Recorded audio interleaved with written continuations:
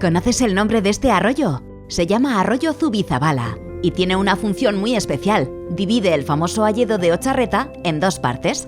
El hayedo de Otxarreta es un lugar mágico, un espacio natural verdaderamente único en el mundo.